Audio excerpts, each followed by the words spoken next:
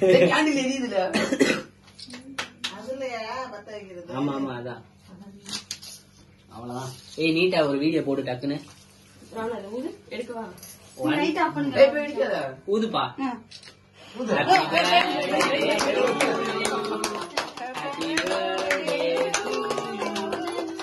Happy birthday.